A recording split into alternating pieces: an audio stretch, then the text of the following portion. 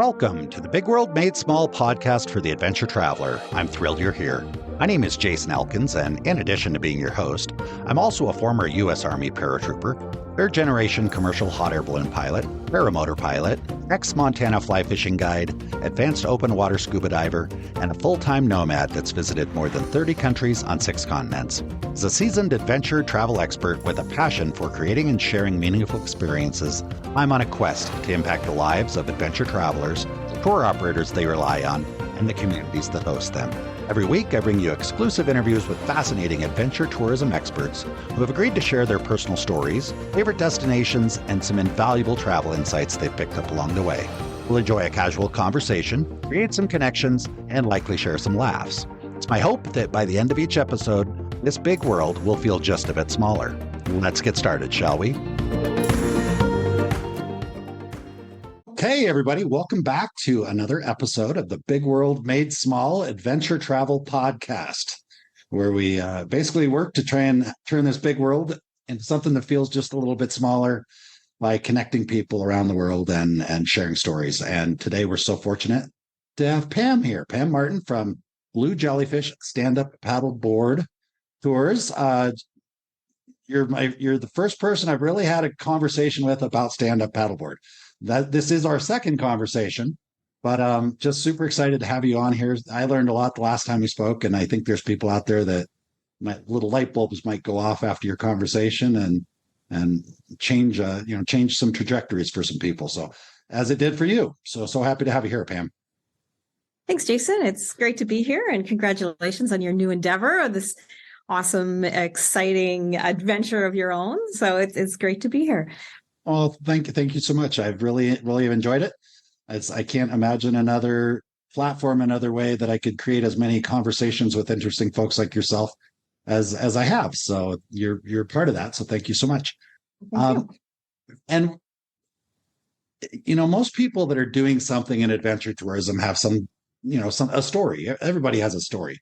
I guess I just think that adventure tour operator stories are more interesting than others, which is part of why I asked you to come on the show. So let's start with that. How did you get from where you were to where you are now? And just tell us a little bit about your journey. Sure.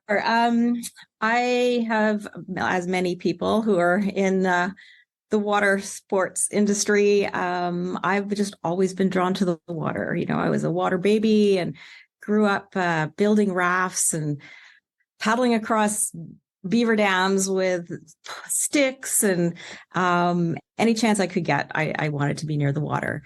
I love the outdoors as well. And when deciding, what my career would to be in high school, I decided I needed something that was outdoors and water-based, and I went into marine biology. So I really have just a love for all things water, lakes, oceans, and movement and sport. So as I became an adult, I started paddling competitively. I did sprint canoe kayak here in Canada, which is gaining popularity and has become an Olympic sport now. And so took that on, and then outrigger and sailing. And then one day down at the creek in Oakville, Ontario, someone brought a paddleboard down. And this was back in about 2011, 2012. And it really was not something we'd seen much of anywhere where, in our town. And I got on this board on a crazy windy day in a harbor that was like a washing machine. And it was a very unstable board, and I just could not stay on.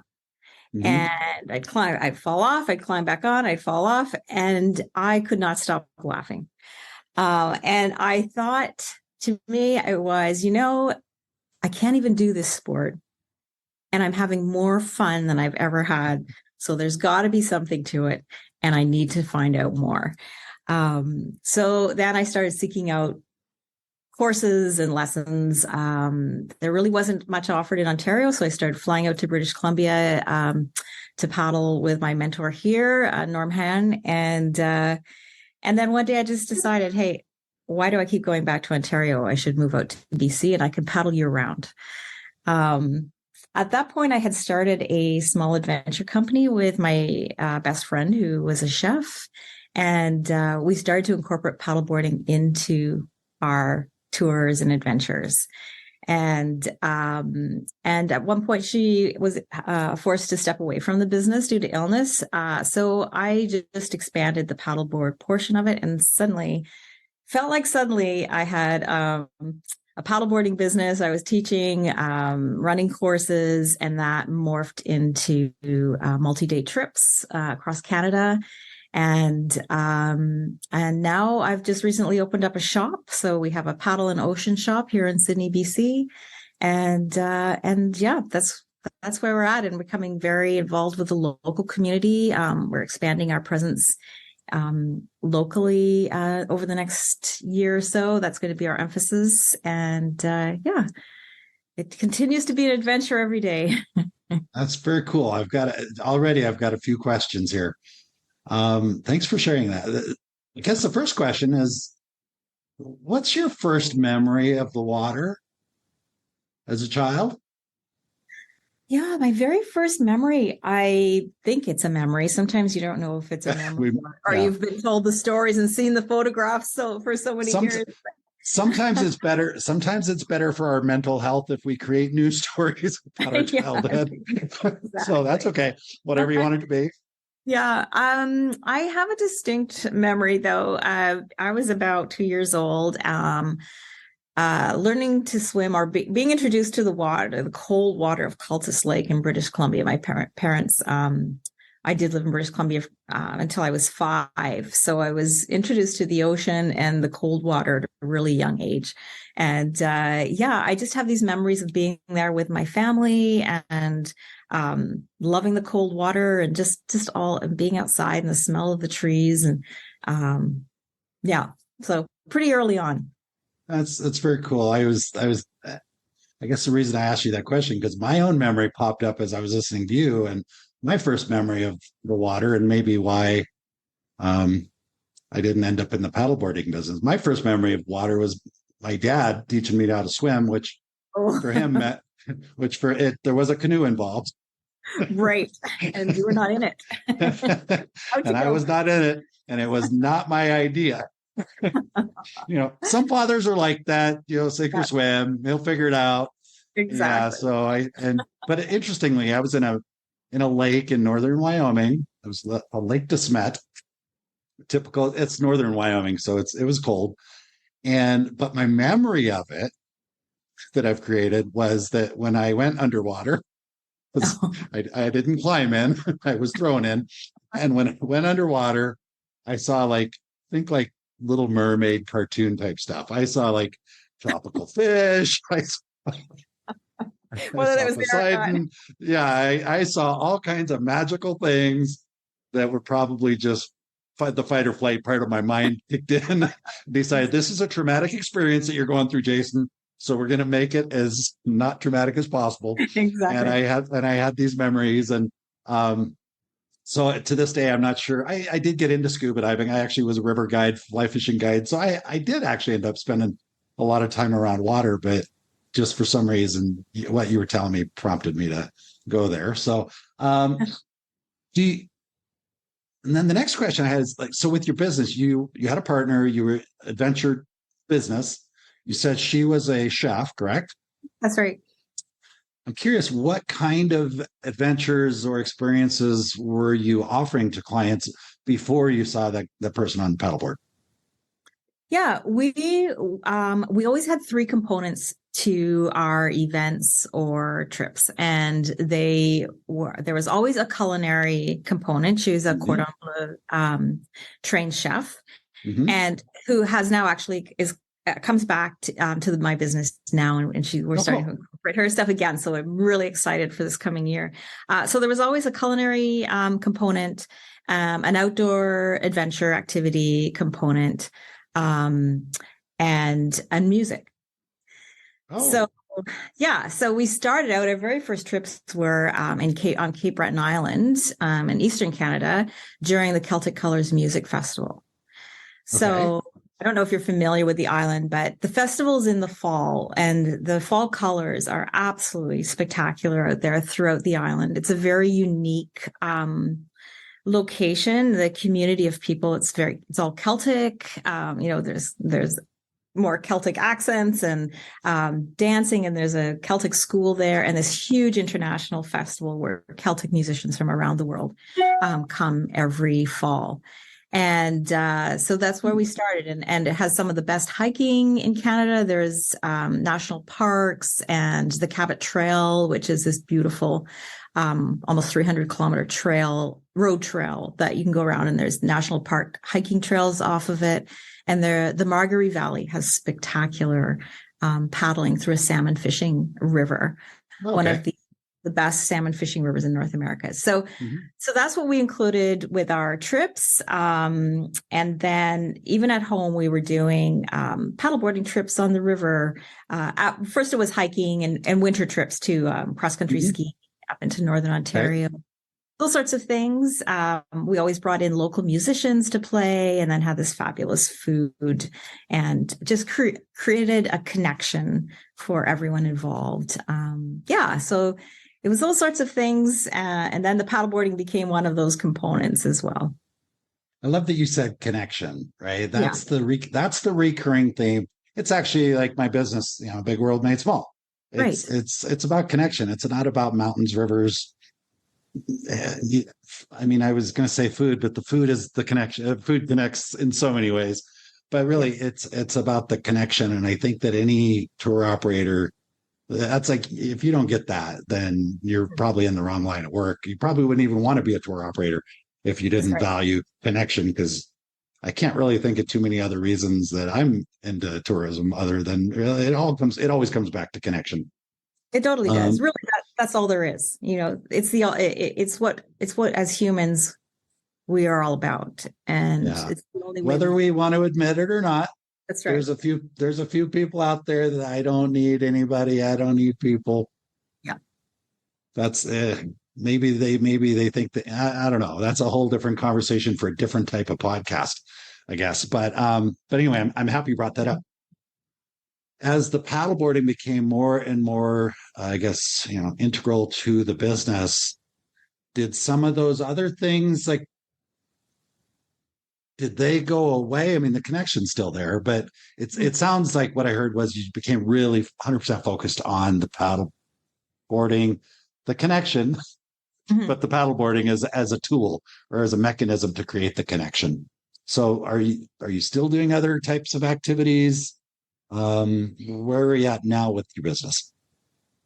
Yeah. So when my partner Yvonne stepped away, it just wasn't the same without her, and I didn't want to run the business the same way.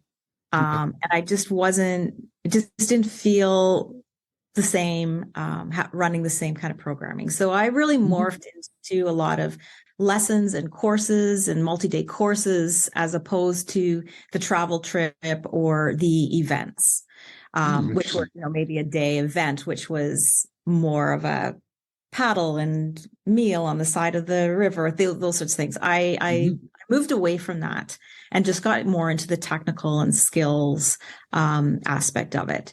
And then over the past few years, I'm starting to add in more of sort of my day tours will have a picnic component or those sorts of things.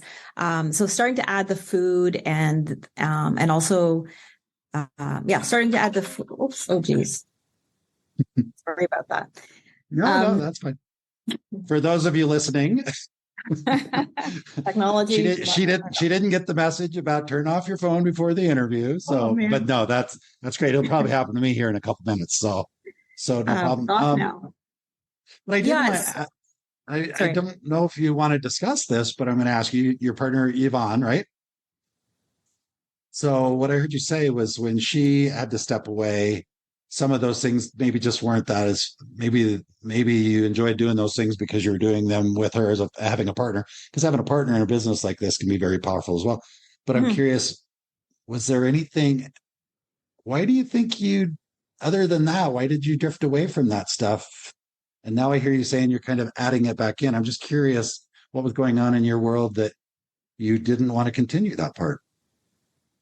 Yeah, she stepped away due to an illness, and we had such a she and I had a really wonderful connection that really together, the two of us, that and such we were single-minded in our view of how we wanted people to come together and what these events would look like. And it was really hard to replicate that with anyone else.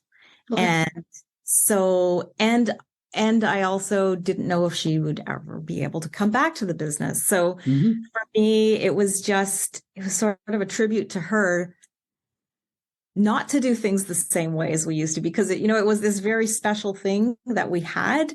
And so, yeah. And so I felt I needed to get away. In the back of my mind, I always felt that there would be space for her again, and that we could see it again. And this year, you didn't want to get distracted by trying to replicate it with somebody else. It wasn't going to be the same feel, the same fit, the same passion and joy. So you held space for her, right? So now she's getting involved again, and I think that's so cool. Sometimes we don't know why we're doing things when they're happening, but then we can look back at them and say, oh, because if you'd continued to do that, found another partner to do that with, then you might have got burned out. It might not have felt the same. You might have went and did something completely different. And now you're in a spot where you guys can come back together and do that. That's pretty cool. I like that. That's right. It's inspiring. Yeah. And she already this past season, she's back traveling with us and cooking on some of our special trips. And we're gearing up for next year as well. She'll be joining us. And clients love her and her food so much, they sometimes sign up for that. So it's great. We just want the food. I'll tell you, I trust that Yvonne will see the video version of this interview as well. And I'm going to tell you right now that she's going to feel those warm and fuzzy feelings about what you just said. Because I was watching you as you said it, and I can see the strong connection there. And you're clearly very excited about the future and what the two of you will do. So I'm pointing that out for anybody that's listening to this that's maybe not able to see your face right now. That's really special. And that's one of the great things I love about this type of work. People don't always create connections like that in other industries, and I mean, if they're really excited about it, sure.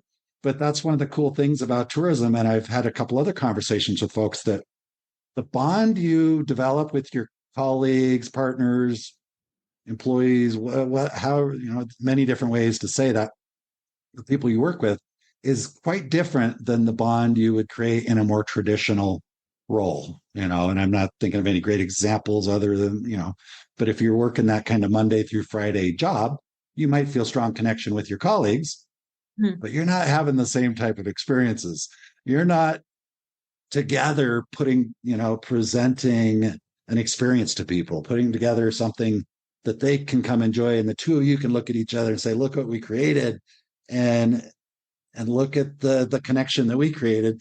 You can't create a connection like that for other people without also feeling a tremendous connection with the other people that are involved in creating it. So it's beautiful. Yeah. I love it. That's exactly right. And from the beginning, one of our main mandates when we first started the original business, which was called the Periwinkle Dragonfly Company. I love the name. I love it. I don't think I would have come up with that name, but it's pretty cool. Pretty cool. Was this women only adventures? It wasn't. No, it wasn't. No? I know it does have a feel about it though, doesn't it? But no judgment, just curious. Okay.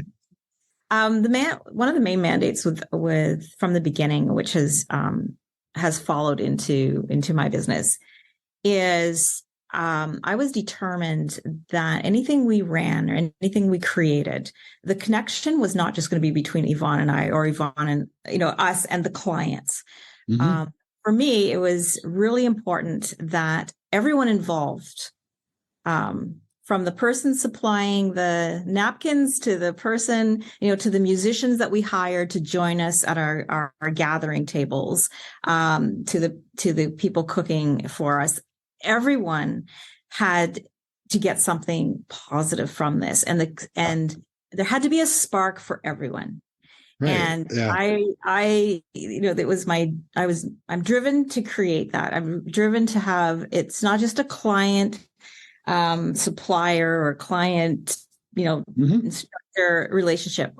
The entire thing is created for everyone involved to have a very special moment. And I find when we create that, it creates just this really special environment, and really enriches the experience for everyone, right? So it's a lot of sparks going on. Yeah. I get it. It's and that's one of the differences, I think, between maybe if I were to try and define the differences between adventure travel, adventure tourism, and just general travel and tourism. That's a big part of it. Because with most, I believe, well, really, I would say with all really good adventure tour operators, there's that throughout the organization, like you said, whether it's the person setting the napkins on the table or the person cleaning the boats afterwards or whatever, if they're all excited and happy about what they're doing, on average, I mean, tourism can be difficult as well at times. Yes. Oh, absolutely. But if you're like, if you, at the end of the day, that was always my favorite part of, I'd lead a group trip or something. At the end of the group trip, and I'd go to the airport and I'd maybe say goodbye to my clients. They're going their way. I'm going home, whatever. And I sit there waiting for the airplane, and I'm just like, wow, that felt amazing. Like maybe during the week, I felt like I was working my butt off, and it was hard to always be present because I'm always thinking about what's the next thing I need to do to make sure that, so-and-so gets what they need, da, da, da, da, da, da, da. But then at the end of it, and you sit back and you're like, wow, that was pretty amazing. And if everybody on your team is doing that, it's almost like it's going to be good. Yes. Like you can't, if everybody on your team feels that way about their job, I don't know how you could screw it up, to be honest with you. Yeah. Yeah. All right. Interesting. So plans for the future, you're adding more of that stuff back in, bringing back a lot of those elements. Do you have plans to take this further than Canada? Are you, it's a weird question to ask, because I think you could do a ton of things without ever leaving BC or Canada. But I'm also just curious because, I like connecting with people that are doing things all over the world. Are there other areas of the world that you want to take this or share with clients? Yeah, for sure. There's real interest from a lot of my clients who would like to go somewhere warm. They would like to paddle somewhere warm. No way. Are you serious? I know. Canadians that want to go somewhere warm? Yeah. And before the pandemic, actually, we had some trips planned, which were put on the back burner, of course, and we're starting to revisit those for next year. And Costa Rica is big on our radar, so we have an itinerary planned there, and also Ireland and Northern Ireland. Very special place, interesting culture, music, and the food is getting better there. And so those are the two international destinations that we will have probably on the books next year. And other than that, we've really decided to focus on British Columbia itself a lot more. Okay. It's just so many wonderful experiences here, and we're finding more and more people are trying to come here and want these experiences. So right now, and we will expand more. I love to, I'm always looking for locations that have that combination of great culture and of course, we're always looking for paddling experiences that they're interesting, but they also can accommodate a variety of levels of skill. Sure. Yeah. So there's a lot of factors that go into what will make a good trip for us, but definitely interesting culture, interesting outdoor experiences, and safe paddling for sure. I heard you say we're really, also primarily focused on your business there in BC, and there's a lot of that's a smart choice because I think it's a lot of great stuff happening there. And I do want to ask you about Ireland. Yes. Because if someone, I don't really know much about stand-up paddleboarding, but if someone said, oh, Jason, you should do stand-up paddleboarding company and offer take a group to Ireland or the north coast of Ireland, I would be like, why would I do that? But you've got some connection there and some history there. So tell me how you came up with that. Yeah, my partner is a travel writer, and so we went in 2018, to Ireland and Northern Ireland, and we were doing a piece. So I've started writing and shooting. I'm a photographer as well, so we combined our skills, and so we did a piece on traveling in the wake of St. Patrick. Mm-hmm. So we traveled all through Ireland, Northern Ireland, and paddled in locations that St. Patrick may have landed, or he may have, he was a shepherd for a while, where he may have shepherded. And if he'd been more woke, may have even went paddleboarding. Exactly. Yes. So that's what we did. And it was amazing. And back then there really wasn't an infrastructure there for water sports and things like that. So we had to, we toted our boards along with us but got out into some amazing paddling locations. There's fabulous rivers and lochs and the North Coast is with castles on the cliffs, and you can paddle all along below and go into caves. And there's cathedral caves with sunlight beaming through the ceiling, the whole ceiling. Now I understand. I'm picturing this. I bet you got some amazing photography as well, didn't you? Oh, yeah, quite a bit. That sounds. Yeah. And then we were just back this spring to do some more work and of course paddling in a lot of the Ulster Way locations. And the infrastructure there now is great. There's lots of outfits that are renting boards and have decent equipment and have some guides. And so it's hot on our radar again for the next year because we've got everything there we need. Since you brought up, it's come up a couple times, culinary delights, food, Ireland. Yes. Tell me about the food scene in Ireland. Well, and what does Yvonne think about doing trips in Ireland?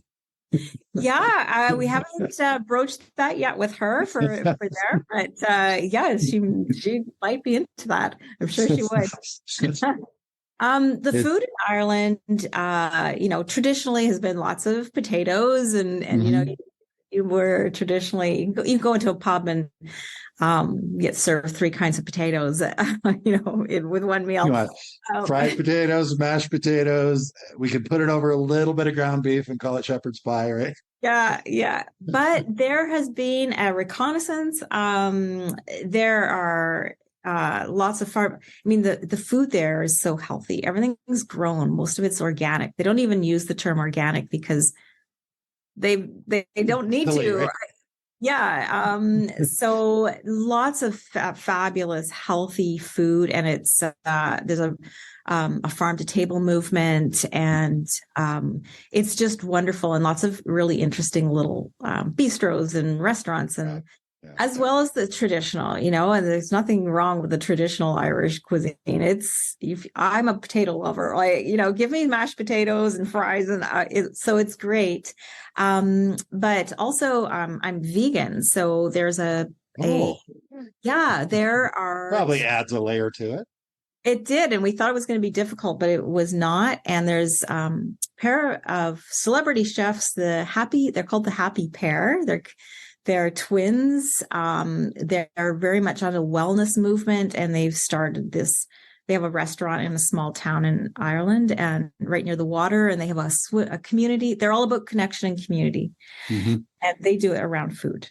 And they have a wild swimming community that gets up every morning for the past 8 years and walks down to the ocean and swims at sunrise every day.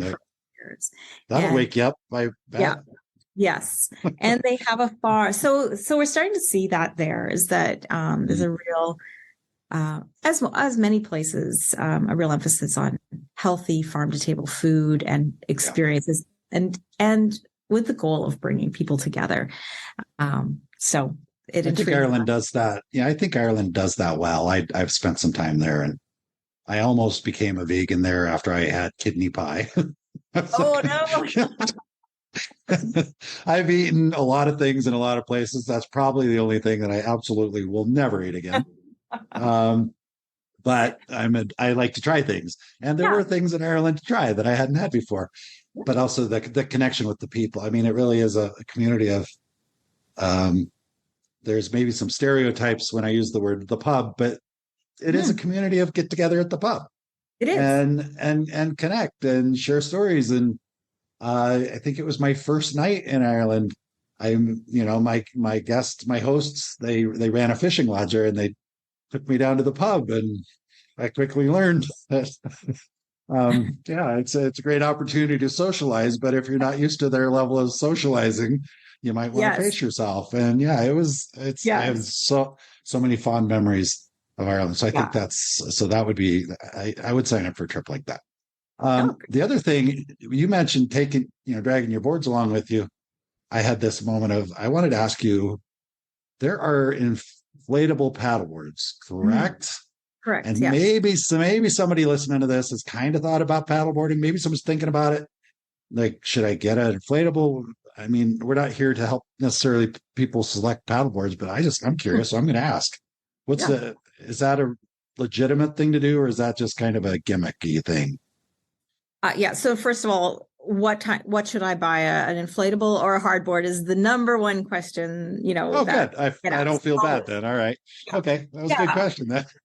totally. And the answer is it depends. Yeah, of course. Of Right? course it does. Yeah. And they're not a gimmick at all. There's companies like Red Paddle Co. and Starboard. Starboard makes hard and inflatables, but has always been, they were the initial company to make high quality inflatables. Mhm. Um, but they make such high quality inflatables that most people don't even know it's an inflatable. They can touch it and feel it, it feels solid, and Okay. yeah. So the Okay. high quality ones will pump up to a really high psi, so they're really rigid. Mhm. Um, and they're a great option. So if you don't have somewhere to store your boards, a hardboard, do you have somewhere to store a 12-foot, 14-foot long board? Maybe not. So an inflatable will fit into your car trunk and you can leave it there, or it'll fit into your closet, rolled up, right? Can you Um, try? I mean, I guess you could travel with anything, but is it a reasonable thing to travel with with an inflatable yeah, on an it's easy. airplane? Totally. Yeah. It's easy. Okay. Yeah, you throw it Okay. on. It just goes on as regular checked luggage. You don't even have to pay the extra fee for sports equipment. Nice. They Is usually, are the inflatable paddleboards? How long have they been around? Have they been around a long time, or is that kind of more recent? no, they've been around a long time. I'm Okay. not sure when Red was the initial company. I'm not sure, but they've been around over, well over 10 years for sure. And they just keep getting better and better. Yeah, so, the difference is, and they're also great. It's like some people don't want to be lifting a heavy board on top of their car, so you can leave them inflated, and they're Oh, easy to yeah, throw that's out, true. pick off. Yeah, easy to carry. They're lighter. They're easy to carry down to the water. The drawbacks to them are they're not great in wind. So even the Okay. best inflatable will not perform as well as a good hardboard in the wind because they blow around more. They're lighter. Yeah, Oh, okay. they just don't track as well, and they're much lighter. So, but not I've got everybody's out there in the wind. I've got so many questions that the listeners are gonna be like, Jason, I don't want we don't need to analyze this too much, but I'm curious. Yeah. So I guess I'll boil it down to if someone's listening to this and they're thinking, I think I'd like to try paddleboarding, but nobody does it around me. Maybe I can Mhm. go on Amazon, or maybe I take a trip somewhere and I buy a paddleboard, rent a paddleboard. What should somebody know? Like you said, the first day you had a hard time standing up on the board, but you still thought it was a lot of fun. So is this Mhm. something like people should like, because I'm kind of impulsive sometimes and I might Right. like, I'm going to go buy a paddleboard. And Right. okay, I probably need a life jacket and a paddle. And then after one day, I'm like, holy cow. So do you always recommend people do a rental? Is it important to do a lesson the first time? I mean, obviously that's part of your business. You do Right. lessons, and people can do lessons, whether they're brand new beginners or want to do advanced. And I get that. But I guess, like, are the chances significantly higher of somebody enjoying it if they go do a lesson, or is it something they can kind of do on their own? And then, I mean, do you know what you know where I'm Yeah. trying to get with this? Yeah. It depends on the person, right? I mean, Of there are course. lots of people who like to just go and throw themselves into something impulsively. That's me, right? For sure. I mean, that's how it started. A lot of adventure travel type of Yeah. people are like that. Yeah. Yeah, but we're not always our target market either, right? Like it's like I've discovered that. But when I first did it, it was sort of the first generation of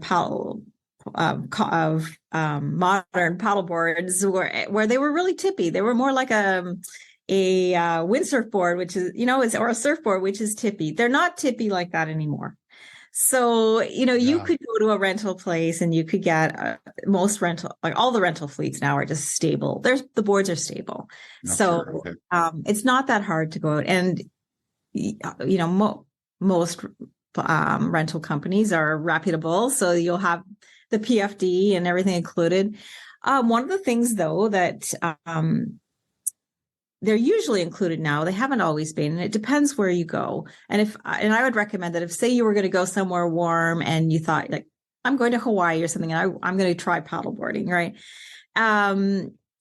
Is the use of a leash. So you have to have your PFD, but as important, or maybe even more important, is using a leash that, just like a surfboard, that you would strap onto the board and then onto your ankle or your calf. You could buy one at Canadian Tire or at a local sports thing Where did you say? What did you just say? Oh, Canadian Tires are Canadian. That's sort right. of, they have all things sports and automotive. Right? You go down to the tire store to get a leash for your paddleboard. Okay. But I have been to Canada as well, and I do remember, Canadian Tire. Okay. So meaning basically that it's not there. It's $30 for this piece of gear that's, tiny and you can stick in your luggage. And I would always use a leash. Like, don't go out on a board with that one. Do you leash your paddle as well? No, because you can prone paddle like a surfer. If you drop your paddle, they don't sink, they float. So, you can just get yourself over to them. No, so we don't leash the paddle, but if you've got your board, it's a huge flotation device and you're good. So when you open, is your retail shop is open now? It is, yes. How long have you had the doors open?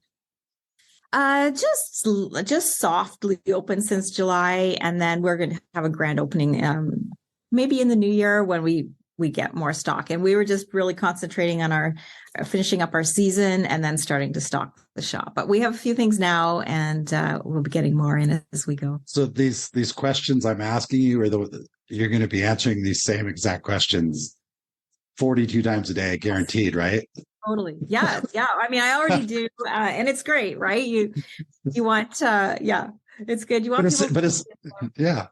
And as soon as you open a retail store, it magnifies, because of your website. People that are going to reach out to you through your website or your classes or whatever, they seeked it out. They looked for it. Yes. Where you're going to have the curious guy like me that, like, I've never thought about getting on a paddleboard. I don't know anything about paddleboards. But I'm the guy who walks down the street, and if I see a shop and I don't understand what that shop is, no matter what it is, I'm going to walk in. It might be, I walked by one the other day. I was like totally fascinated. It was one of those design your own perfume type of shops.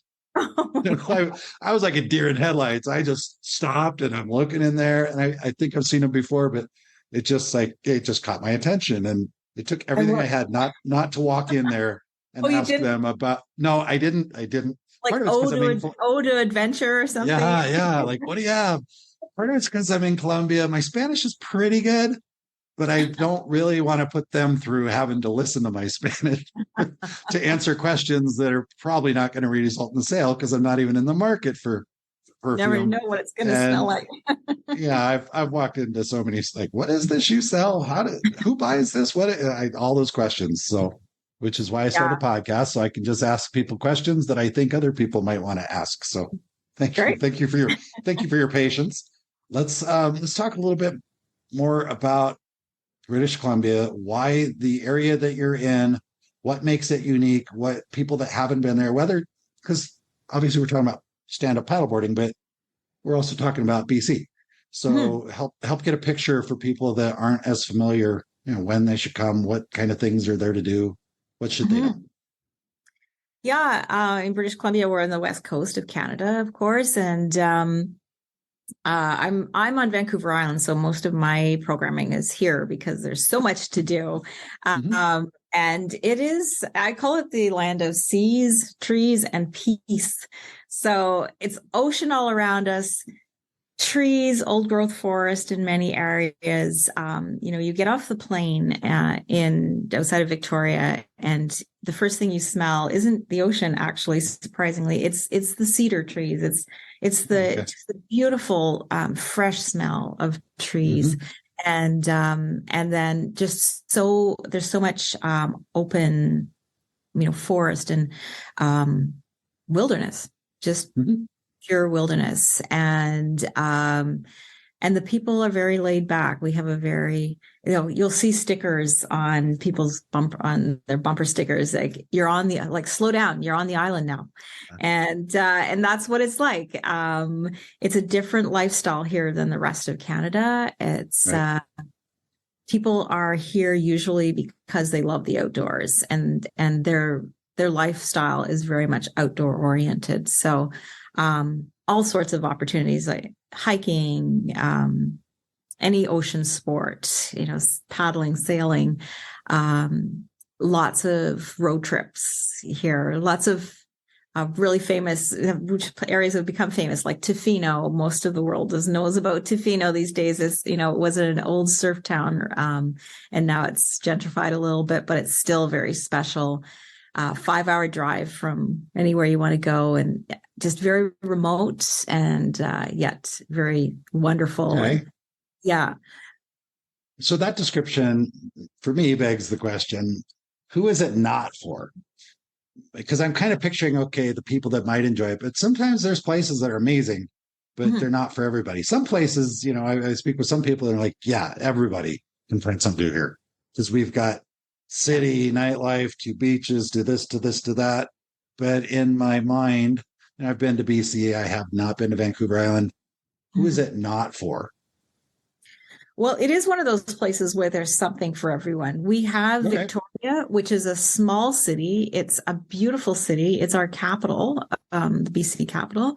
So we have beautiful historic government buildings with the waterfront right on the ocean. Anywhere on the island, you're minutes away from the ocean. So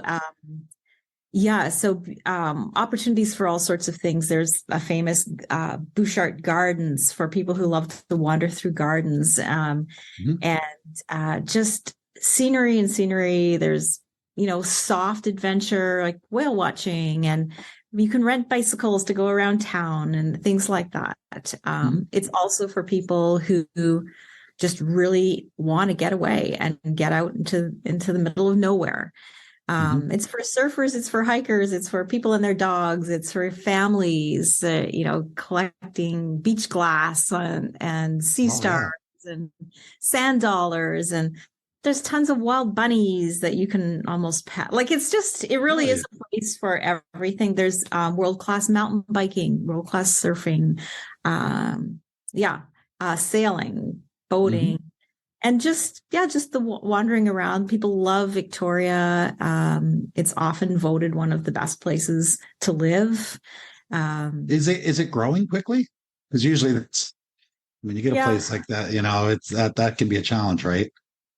Yeah, it is. I mean, there's a fair number of suburbs, but it's not like sprawl, like say you would see in Toronto or any some of those bigger cities. It's a much smaller, more intimate city. And when I first moved here, there were so many things to do, and there were so many there was just so many activities going on that were free, like festivals, and there were tuba festivals, and there was like all sorts of Rifflandia, like crazy music festivals and food festivals. There were so many things to do that it was overwhelming. It's just, and a lot of it is free. So it's that kind of place, right? And great dining. We have a really great dining scene all over the island, within Victoria, but also in lots of the smaller communities. What's the icon? Like, I have not had lunch yet. I'm not sure. I keep thinking, we keep talking about food, and I'm like, what's the iconic kind of? I don't know if it's BC thing, Victoria, or Vancouver Island. What's the iconic thing that everybody is like, oh, I got to have that while I'm there? I mean, I have some ideas of what it might be, but I want to hear from you. Yeah, interesting. I think more and more it's a lot about the fresh produce, Okay. fresh fruits, fresh vegetables. We have tons of farm stands that, you can drive down the road and there's farm stands, and it's a real joy for the people who live here and people who visit to be able to do that. You can buy farm fresh eggs on the side of the road, flowers, and and lots of, it's really about locally made and locally sourced here. And it's just becoming more and more so. So locally, and local cideries, we're having a lot of cideries, and we actually have a lot of vineyards as well. So with historic, like using old the cideries use old fashioned apples and things that have been growing, like the trees have been growing for, probably 100 years here, and they're heirloom species. So I think, there's not one specific food or dish. I think it is more of that locally sourced, just fresh, delicious, healthy food. If I were to ask you, what's the difference between Northern Washington and Southern BC? There's a lot, I'm sure. Yeah. But what do you think? Like, if somebody's, because some people might say, well, I've been to Seattle. I've been, I don't need to go there because I've been to Seattle. I've been to Bainbridge Island. I've been somewhere in that area, but I'm sure there's some differences, or maybe there's not. I don't know. You tell me. I think I'm going to say it's the people. I think it's our way of life and our expectation here. You walk down the street, and I live in Sydney, but even in Victoria, you walk down the street, people look you in the eye and they smile, they say hello. Go back home to Toronto, and if I look someone on the street in the eye on the street, and Toronto's a friendly, safe city, but they're still a city, and it's that same sort of thing. If you look them in the eye and say, oh, I don't know, but here people want to engage, and you walk down the street and everyone says hello. And that's common throughout British Columbia, throughout even within the cities. It's so I think it's very much that, and it's just also the diversity of things to do. Everything from intellectual pursuits to outdoor to just all of that. Very cool. I think we've discussed a lot about BC, a bit about paddleboarding. What do you want people to know about your business? So, like, if somebody's listening to this, like, because sometimes it's just hearing an idea. You might say something that somebody's like, oh my gosh, I never would have thought of that, or didn't make the connection. So what do you want people to know about your business, paddleboarding, really anything, I guess, that might prompt them to, what I always say is, like, get up off the couch and go do something? I'm sure people listening to this are not sitting on the couch right too often, but what is there that you think they should know to help them get up off their couch and go do something? You're right. Probably most people listening to it are already active. I think one of the things that I'm really noticing lately in the past few years is the interest in the sport for older people. It's just becoming very attractive to people like 60 plus. And some people who maybe, didn't think that they would be able to do something like this or maybe they used to be athletes and now, they're in their 80s and even 90s. I have a man who is 90 years old, in his 90s, and was a competitive runner.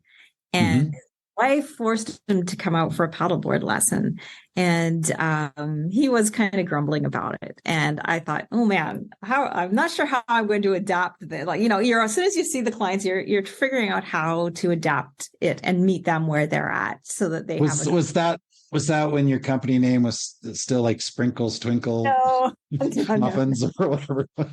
No, it was when it was. That might have been part of it. Much different. Okay, so she talked him into it. He came out and did it, and then he got on the board. He listened. He did all the introductory stuff, and then all of a sudden, I saw a light in his eye, and it was like something changed, and he started to paddle. And he started to paddle faster and harder and faster. And suddenly he was gone. And we were like paddling after him. And was just trying to get away from his wife. Yeah, no, he suddenly it all clicked, and it offered him an opportunity to get back to that, feeling of it's freedom, isn't it? Is it freedom too? Is it freedom too? Because what I'm hearing when you're describing this 90-year-old man who used to run, an athlete. Yeah, that's like, I can see that. Oh, freedom. I can go this way. I can go that way. I'm being active. I'm doing something. I'm by myself on the paddleboard. I see the value. Yeah. Okay. Yeah, absolutely. And so that was a huge success story. So I see that a lot. I see it as a way, and a lot of professional athletes and stuff too, who have, we used to be hockey players and now can't play hockey anymore. It's giving them that other opportunity, because you can get an incredibly hard workout with low impact. I was thinking, low impact. Yeah. And I'm relating this to, I've done the kayaking, canoeing, so I know that there's that, the balance thing. I shouldn't be doing hand and arm signals here because we're on a podcast, but I think of like at the gym, they've got those boards that have like half of the yoga ball or whatever, half of the ball, and you stand on it. Yeah. Yeah. And you just try and balance, which works all of your core. Yes. So, you get a great workout, but you're not banging up your knees. You're probably not likely to fall off and hit it. If you do fall off a paddleboard, probably you're not going to hit anything too hard. I'm sure there's situations where it could be, but it seems like a pretty ideal workout. Yeah. And I'm so happy I asked you that question. Yeah. And, boards now are so stable that it's really, you're not going to it's not going to tip over. Some people think the board's going to tip over. They don't tip over. So they just don't. So unless you're on a race board, right? So, you're not going to start out on a race board. So they don't tip over. So, and you just take your time. So you can have, people have just as much fun sitting on the paddleboard. If you don't ever want to stand up, you can still get out there and paddle and take your picnic and go for this awesome paddle and never stand up. And I have clients who they just want to be out in the middle of the water.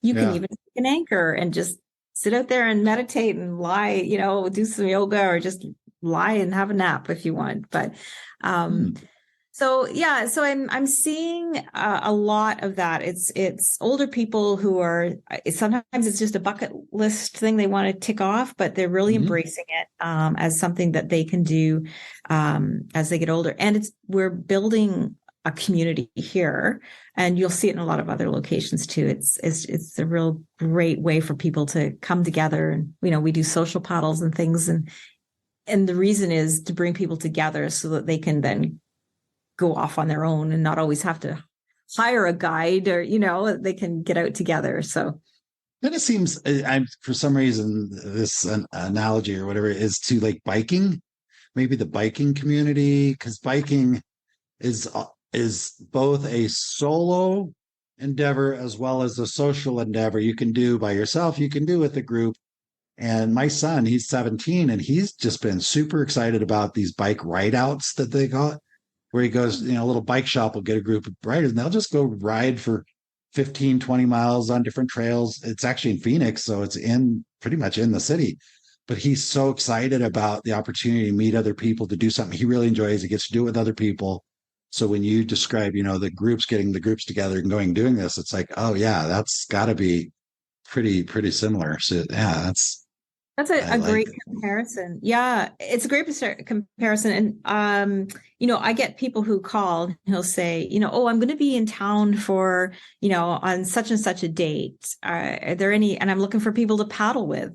So so people are able to do that, right? So, which is great to be able to facilitate that and say, oh yeah, our shop is going to have a paddle or on the peninsula here where I am, we have a great collaborative relationship with 2 other paddle shops too. So if we're not doing something, you can go paddle with them or so. It's becoming a destination thing. People are like, well, I'm going to visit there, and it'd be great to get out and paddle with someone. So, yeah. I like it. I'm intrigued by the whole thing. I've got so many thoughts going through my head. I was a fishing guide. Fly fishing was very, very, very important to me, and still is for many years. And it was tough because it could be very individual, and it was fun to go fishing with other people. But when you're fishing, you need a little bit of space, especially fly fishing. So you're always kind of limited. Like, you don't say, hey, we've got 30, 40 people, let's get together and go on a fishing trip, because it just doesn't work. It's you, maybe 1, maybe 2 other people. And even then you're 40, 50, 100 feet down the beach or the river, whatever.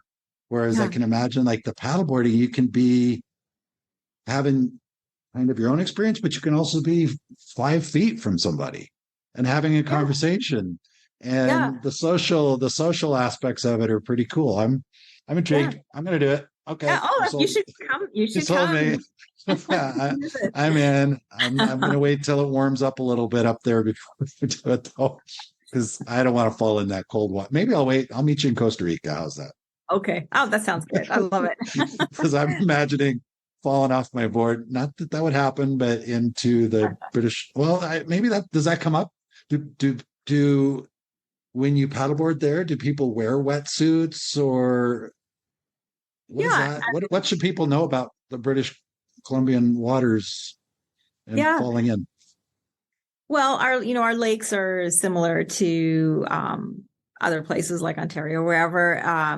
So they do warm up, but ocean paddling, of course, the ocean never really changes beyond maybe 2 to 4 degrees Celsius. So that it's always cool. Although there are some remote locations which are warmer, but most people won't get up there. But in the summertime, it's warm enough here. People are wearing their bathing suits and their what they would wear anywhere else, shorts and t-shirts. Right. As we start to get more early spring or into the fall, some people will choose to wear wetsuits, and then through the winter we're wearing dry suits and neoprene and different immersion. I realized, based on your response, I had this false conception that we're talking about sea paddleboarding this entire conversation. And then I had this little aha moment. I have no idea what percentage of your paddling, maybe your classes, your workshops and stuff like that, are on stillwater lakes as opposed to saltwater. I'm mostly saltwater, just because that's where I am. That's what's most around us. Closest to me, we don't have a lot of rivers that are great for paddling. But if some clients don't want to be on the ocean, they want to be on a lake. So there are a few lakes that, if that's what the client wants, then I'm happy to go. Okay. Yeah. I was just curious when you mentioned that sometimes the lakes warm up. I thought, oh, maybe I've got a misperception going on. All right. Killer whales. Yes. Do your clients freak out about that? Not really. Do you even see them? Yeah, we do sometimes. Yeah. Okay. Absolutely. I've been on the water when there's a pod of killer whales or orcas hunting. So that was interesting to see. But I'm gonna ask you, do you have like scary stories around that you're willing to share? No scary stories at all. They're not interested in people, and they're certainly not interested in harming people. They're eating fish and seals. So, That's it. And no, it's more of a magical experience of, if you do experience that, it's pretty special. And so I think so too, but I have a feeling probably some of your clients or potential clients have asked you that, haven't they? Yeah. Well, there are people who don't even want a seal to come near them, but most people are pretty excited by the thought of, yeah. Pretty cool. Sounds like a lot of fun. Super excited to see, as you kind of re-expand your program. I'm not sure what word you're using to describe it, but it sounds like with Yvonne coming back, you're going to add some new stuff or re-add some stuff back into it. That sounds really cool. What you're doing already is cool in itself. The shop, you just, I'm impressed. So thank you for taking time out of your day to come chat with me here. Is there any last minute stuff you want to mention before we wrap it up? Just, come on down in the summer and we'll take you out on the water and you can try it out. And just for everyone, give it a try. And it's pretty magical experience to be out on the water on your own, under your own steam. It sounds really, really cool. I also noticed that you said, come on down. And that's because you live in Southern Canada. That's right. because I would never describe BC as coming on down. So. That's true. I guess come on up. So anyway, Pam, thank you so much. It was a real pleasure. I look forward to working on some projects with you in the future and reconnecting. So thank you for joining us. What, Jason? I trust you enjoyed listening to the conversation as much as I enjoyed recording it. If you're enjoying the Big World Made Small podcast, please take a moment to tell the algorithm by subscribing and posting a review so that others can benefit as well. I also invite you to take a quick trip over to bigworldmadesmall.com and join our private adventure travel community to receive new episode notifications, special access to our guest experts, and perhaps even some exclusive partner offers that we haven't discussed on the podcast. I'll publish another episode soon. Until then, keep exploring. It's the best way to make a big world feel just a bit smaller.